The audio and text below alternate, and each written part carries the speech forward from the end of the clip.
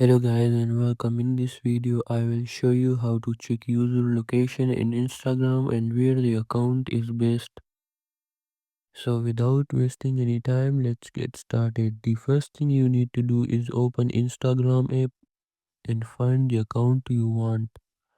Tap on their profile icon and you will land on their profile page, and now what you need to do is simply tap on the three dots in the top right corner of the screen.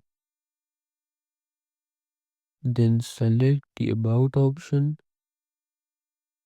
Here you can see that this account is based in India, which means the person is from India.